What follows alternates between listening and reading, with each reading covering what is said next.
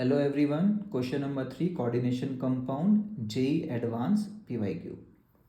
इस बार बोला है कि इनमें से कौन टेट्राहेड्रल है। हमें पता है कि टेट्राहेड्रल के लिए हाइब्रिडाइजेशन क्या होना चाहिए, sp3।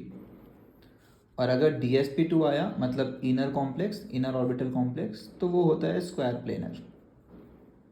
ठीक है, मोटा मोटी अपने को ये पता होना चाहिए। pd, अब एक चीज़ ध्यान देना है जो एनसीईआरटी में नहीं लिखा हुआ है, 3D सीरीज के साथ कोई भी लिगेंड स्ट्रॉन्ग नहीं हो सकता है अनटिल अनलेस हम लोग याद करके आए हैं। तो बेसिकली 3D सीरीज में मतलब 3D मेटल के साथ, ये 3D मेटल नहीं, ये आगे वाले हैं 4D 5D वाले, ये 3D मेटल है। तो 3D मेटल के साथ ही स्ट्रॉन्ग फील्ड लिगेंड और वीक फील्ड लिगेंड का कॉन्सेप्ट आता है। अगर आपको उससे हेवी वाले मेटल्स दिखे 4D सीरीज 5D सीरीज वाले, तो आप सबको स्ट्रॉन्ग फील्ड लिगेंड ही मानोगे, चाहे वो आपने रट रखा है कि हाइड्रोजन्स जो होते हैं वो वीक फील्ड होते हैं, साइनाइड जो होते हैं स्ट्रॉन्ग फील्ड होते हैं, फिर भी आप उनको क्या मानोगे, स्ट्रॉन्ग फील्ड लिगेंड ही मानोगे। तो जैसे पैलेडियम के साथ क्लोरीन है, तो हमारे लिए क्लोरीन क्या है, हमारे लिए क्लोरीन स्ट्रॉन्ग फील्ड लिगेंड है। क्लियर। तो पीडी जो होता है एक्सेप्शनल इलेक्ट्रॉनिक कन्फिग्रेशन होता है D10। तो यहाँ पे क्या चार्ज है, तो चार्ज निकालना आना चाहिए x+4 into -1 is equal to -2, x is equal to क्या आ रहा है +4 उधर, तो +2 जाएगा तो ये क्या आएगा D8। ठीक है, अब ये D8 तो बन जाएगा। अब D8 बन गया तो क्या ये रीअरेंज करके अपने आप को 4 बॉक्स में ही सीमित कर लेगा कि भाई मैं तो पेयरिंग करूँगा क्योंकि मैं तो हूँ हेवी मेटल्स और सारे स्ट्रॉन्ग फील्ड होते हैं। हाँ, तो इसका डी जो है पार्टिसिपेट करेगा हाइब्रिडाइजेशन में, तो इसमें बोलते हैं कौन सा हाइब्रिडाइजेशन आएगा। 4 कोऑर्डिनेशन नंबर है, कोऑर्डिनेशन नंबर 4 को 2 ही ऑप्शन होता है, तो सब कोऑर्डिनेशन नंबर 4 ही है, तो इसमें कोई डिबेट नहीं है, अपने पास 2 ही ऑप्शन होते हैं। तो इसको हम लोग को बोलना पड़ेगा DsP2। क्लियर क्यों हुआ ये DsP2, है ना, वेरी इंपॉर्टेंट। ये जेई एडवांस में ही जनरली पूछा जाता है, एक आध बार मेंस में भी पूछा गया है। बी ऑप्शन में निकल CN4 2- है, साइनाइड तो स्ट्रॉन्ग ही होता है और निकल 3D है, तो इसमें स्ट्रॉन्ग और वीक आपको पहले पहचानना पड़ेगा। निकल कौन सा चार्ज है, साइनाइड -4, टोटल चार्ज -2, है ना, तो ये क्या रहा होगा -4 उधर गया, 4 - 2 +2, तो निकल यहाँ पे +2 है। और निकल क्या होता है S2D8, एटॉमिक नंबर 28, है ना, जो लास्ट यूनिट है वही डी में आता है।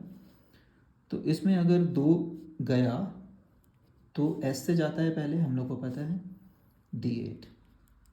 अब ये स्ट्रॉन्ग फील्ड लिगेंड है, और अगर ये स्ट्रॉन्ग फील्ड लिगेंड है तो फिर से क्या ऐसे ही रीअरेंज हो जाएगा, ये बिल्कुल D8 जो है पहले 4 बॉक्स में समा जाएगा और फिर से हाइब्रिडाइजेशन DsP2 होगा। ठीक, option number c PdCN4 2-, PD को x 4 इंटू -1 इजिकल टू -2, तो यहाँ से x क्या आ रहा है +2। ठीक है, तो फिर से वही हुआ, क्या हुआ PD+2, हम लोग को पता है D8 होता है, तो फर्स्ट वाले में भी PD+2 आया था। तो स्ट्रॉन्ग फील्ड और वीक फील्ड में कोई डिफ्रेंशिएट होता है क्या PD के साथ, कुछ नहीं, सारा स्ट्रॉन्ग ही मानते हैं। तो यहाँ स्ट्रॉन्ग मानते हैं, ये तो खुद स्ट्रॉन्ग है भी ऐसे भी, तो D8 फिर से वही D8 मतलब DsP2। मतलब एलिमिनेशन से ये समझ में आ गया कि भाई फोर्थ ऑप्शन ही ऑप्शन आंसर होगा। कैसे होगा थोड़ा देख लेते हैं। निकल का x मान लेते हैं, 4 क्लोरीन, टोटल चार्ज -2, यहाँ से x का वैल्यू, सारा कैलकुलेशन सेम सा ही दिख रहा है +2, निकल +2 बी ऑप्शन की तरह दिख रहा है, लेकिन इस बार क्या है वीक फील्ड लिगेंड है। और हम लोग बात किए कि 3D सीरीज को फ़र्क पड़ता है कि वीक फील्ड लिगेंड है कि स्ट्रॉन्ग फील्ड लिगेंड है। ठीक है, 45 को कोई फ़र्क नहीं पड़ता, याद करने का ज़रूरत भी नहीं है उसके लिए, उसके में सब स्ट्रॉन्ग फील्ड ही है। तो यहाँ पे निकल जो है वो क्या पेयरिंग कर पाएगा, नहीं कर पाएगा। 4s0 3d8 है, और ये 8 कैसे अरेंज्ड होंगे, अफबाउ रूल के अनुसार पहले 5 बॉक्स को भरेंगे, फिर पेयरिंग करेंगे, है ना, और कोई कहीं से शिफ्ट नहीं हो सकता। तो ये यहाँ से शिफ्ट नहीं हो सकता, तो डी कोई खाली दिख रहा है, नहीं दिख रहा है, तो मतलब आपको क्या यूज़ करना पड़ेगा, आगे का S और फिर 3p, तो इसका हाइब्रिडाइजेशन क्या आया sp3, और sp3 को ही हम लोग क्या बोलते हैं टेट्राहेड्रल ज्योमेट्री। यही पूछा गया है, इनमें से कौन टेट्राहेड्रल साहब है, हमारा आंसर हो गया D option, this is tetrahedral. ठीक है, होपफुली समझ आया होगा। Okay bye everybody, thanks for watching.